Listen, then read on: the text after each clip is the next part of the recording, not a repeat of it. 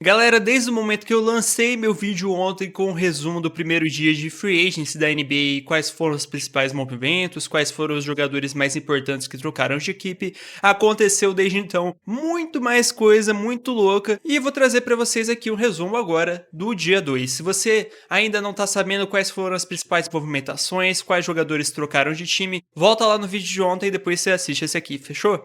Mas falando do que aconteceu ontem já, começando com uma das maiores loucuras que provavelmente vai acontecer ao longo de toda essa janela de free agency, uma coisa que realmente dá pra chamar de histórica, a maior dispensa de contrato da história da NBA. O Milwaukee Bucks vai estar pagando pelos próximos anos aí papo de 500 milhões de reais pro Damian Lillard, sem que ele esteja jogando pelo time deles. Eles entraram no acordo, né, o Damian Lillard e o Milwaukee Bucks, para uma dispensa de contrato dele. O Milwaukee Bucks dispensou o Damian Lillard, ele não joga mais por eles. E o que eles ganham nisso, na verdade, é, em vez de contar o salário dele integralmente para essa próxima folha de pagamento, esse valor vai ser diluído ao longo de vários anos e assim o salário do Damian Lillard que contaria na folha de pagamento do Milwaukee Bucks vai estar mais diluído, vai estar mais esparso e isso permite ao Milwaukee Bucks fazer mais contratações. Esse movimento foi dos mais ousados que eu já vi uma franquia de NBA fazer na história. Normalmente quando a gente vê esse tipo de acordo de dispensa de contrato, são jogadores que têm um salário que já está acabando ou que realmente é muito pequeno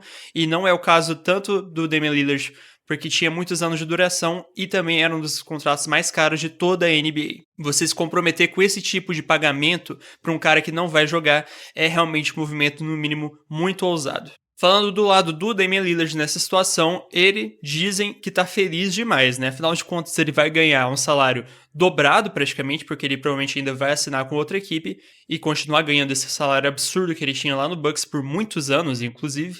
E além disso, pode sair de Milwaukee lá e ir para uma situação melhor para ele, inclusive onde ele pode se recuperar com mais tranquilidade. Já estão falando aí de times interessados como o Golden State Warriors, que seria no mínimo engraçado, né? O Lillard ir parar no Warriors depois de toda a história dele com o time de Golden State, né? Sempre perdendo para eles em playoffs. Mas o encaixe seria, no mínimo, bem interessante, afinal de contas, um time que já é projetado para ter arremessadores de 3 pontos, né? Outro destino que estão falando também é o Lakers, né? Independente de onde ele vá, não é uma situação em que ele vai contribuir logo de cara, porque ele vai passar provavelmente essa temporada inteira ainda se recuperando. Mas focando do lado do Milwaukee, o que eles ganharam fazendo isso? Bom, eles tiveram, na verdade, condições de, dentro do teto salarial da NBA, oferecer um contrato para outros caras e chegaram num acordo simplesmente com o Miles Turner. E o que muita gente por aí não tá falando o suficiente é como isso tudo aqui tá acontecendo também por conta da lesão do Tyrese Haliburton. O Indiana Pacers tinha a opção de renovar com o Miles Turner,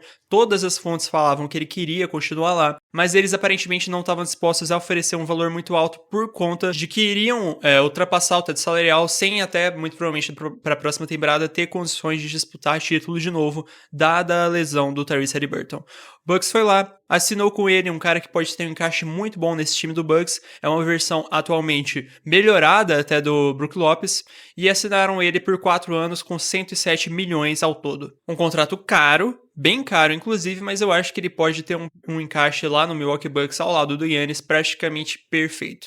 Além disso, eles trouxeram também o Gary Harris, um cara que foi importante principalmente ali no começo da carreira dele no Denver Nuggets, jogando junto com o Jokic. Depois foi lá pro Magic na troca com o Aaron Gordon. Caiu um pouco de rendimento, é verdade, mas ainda é um jogador efetivo e eu tenho certeza que ele pode contribuir muito dentro desse time do Milwaukee Bucks. Como que ficou o elenco do Bucks atualmente, então, depois dessas situações que aconteceram ontem e hoje? Eu acho que eles ainda precisam ir atrás de um armador realmente para a posição 1, mas hoje o time titular poderia ser algo como Gary Harris, Gary Trent Jr., Kyle Kuzma, Giannis e Miles Turner. E podendo assinar também mais jogadores, eu acho que eles podem ir atrás de um armador aqui para um desses caras até, por exemplo, vir do banco também.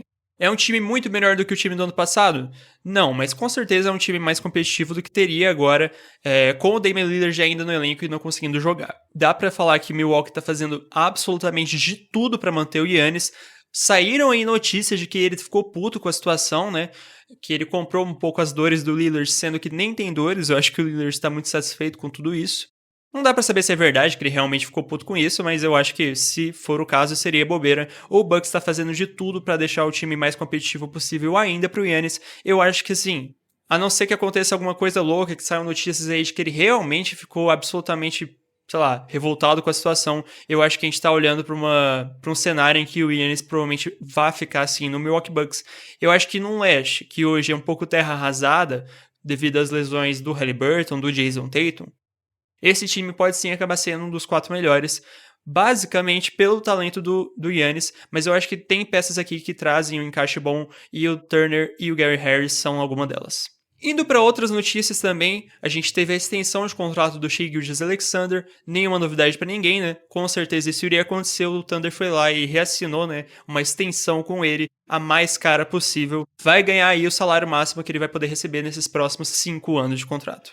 Mas a gente teve também troca na NBA ontem, e é uma troca que pode parecer não tão chamativa, mas eu achei muito interessante. O Denver Nuggets trocou o Dario Saric para o Sacramento Kings. Em retorno eles receberam o Jonas Valanciunas. Não foi a única movimentação do Nuggets ontem. Eles receberam também, assinaram na janela de free agency com o Tim Hardaway Jr. Olhando junto com as movimentações que eles já tinham feito ontem, o elenco deles atualmente está mais ou menos assim, com o Jamal Murray na 1, Christian Brown na 2, Cam Johnson podendo jogar na 3, com o Aaron Gordon na 4, Nikola Jokic, claro, como pivô.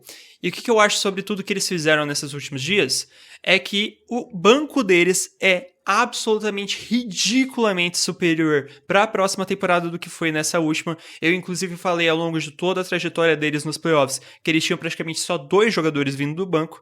Dessa vez podem ter inclusive um cara que, num papel bem limitado, o Tim Hardaway pode ser um cara que contribui muito. O Bruce Brown foi muito importante para a conquista do título deles, voltou aqui num salário muito bom, e eu acho que a aquisição do Jonas Valanciunas pode ser muito boa para o Denver Nuggets, mesmo tendo o Jokic. Por quê? Eu falei inclusive isso ao longo da temporada passada várias vezes, que o Jokic não tinha nenhum reserva. Isso não apenas dificultava a condição física dele, tendo que jogar muitos minutos, né? Porque quando ele saía do jogo era assim uma catástrofe pro lado do Nuggets. Aqui eles podem ter um cara que, quando o Jokic descansar um pouco, né, for pro banco, o rendimento pode não cair tanto assim. E além disso, inclusive assim, tá num jogo ali de temporada regular contra um time que tá na parte de baixo da tabela, e o Jokic quer descansar, beleza, vamos botar ali o Valanciunas de titular, deixar o Jokic descansar um pouquinho, e a gente ainda pode acabar até vencendo o jogo também. Eu acho que a longo prazo esse movimento vai ser muito bom pro elenco e pro próprio Nikola Jokic. Acho que de todos os times aqui que estão se reforçando nessa janela, o Denver Nuggets está sendo um dos que eu tô mais gostando de todos os movimentos que eles estão fazendo. Outro time que já tinha agido no dia 1 e se reforçou ontem também é o Detroit Pistons. Eles assinaram com o Duncan Robinson saindo do Miami Heat. Por 3 anos de contrato, em cerca de 48 milhões ao todo, eles assinaram um dos caras que é considerado um dos melhores arremessadores de 3 pontos da NBA. Juntando também com os movimentos que eles tinham feito ontem, o plantel do Detroit Pistons nesse momento é mais ou menos esse, com Cade Cunningham. Aqui na posição 2, eles podem ter o Caris LeVert titular, Ausar Thompson, Tobias Harris, Jalen Duren. E, vindo do banco, além do Jaden Ivey, do Simone Fontecchio, também tem aqui o Duncan Robinson. Eu acho que esses dois movimentos que eles fizeram, do LeVert e do Duncan Robinson, podem alavancar muito a força ofensiva dessa equipe, que era um time que já tinha na última temporada estabelecido uma defesa boa, mas faltava muito ofensivamente para eles. Eu acho que eles fazem esses movimentos muito bem para ajudar essa parte do time. Tem que ver a situação lá do Mike Beasley, que tá metido com a aposta lá, né? Não sei como que vai terminar essa história pro lado dele, mas essas movimentações aqui pro lado de Detroit, inclusive, protegem eles caso o Malik Beasley realmente não vá jogar mais. Outro time que eu também tô gostando do que eles estão fazendo é o New York Knicks. Eles assinaram com o Yabusele, saindo do 76ers, por 2 anos, 12 milhões ao todo. Um cara que tinha começado a carreira na NBA, foi lá para a Europa, se destacou muito, se destacou também na seleção francesa durante as Olimpíadas, voltou nessa temporada lá para o 76ers, mostrou que ele tinha realmente condições de jogar na NBA e agora tá indo lá pro Knicks por um valor bom. O elenco do Knicks, para mim, olhando para isso aqui, já é muito melhor do que eles tinham nessa temporada. Por quê? Um dos grandes problemas que eles tiveram nesses playoffs era a falta de gente vindo do banco que pudesse, né, contribuir num nível alto. E agora eles adicionaram não só o Yabusele, que é um cara que inclusive eu acho que ele pode fazer um papel de pivô no small ball ali em determinadas lineups. Então isso inclusive tira um pouco da pressão no próprio Mitchell Robinson e também no Karl Anthony Towns. E tudo indica também, né, falei isso ontem, que eles vão também assinar com o Jordan Clarkson, então eles trazem 2 caras que eu acho que eles podem ser muito importantes para o banco do Knicks. Acho que foram ótimos reforços.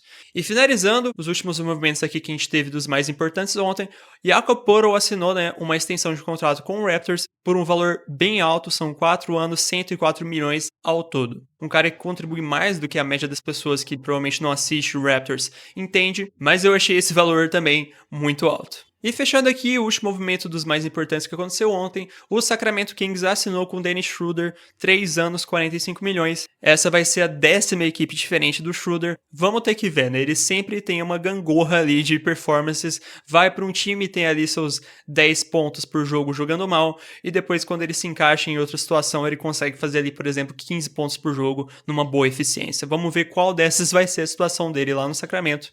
Mas eles estavam realmente precisando muito de um armador, um cara para comandar a posição 1, e conseguem isso. Essas foram as principais movimentações que rolaram ontem no dia 2 da Free Agency da NBA. Muita coisa ainda pode acontecer, tá? Vamos ver inclusive onde o Damian Lillard vai acabar parando. Deixa aí nos comentários qual desses movimentos aqui você achou mais absurdo, qual deixou você realmente espantado, qual deles você achou muito bom ou muito ruim. Se você gostou do vídeo, deixe seu like. Até a próxima, galera. Valeu!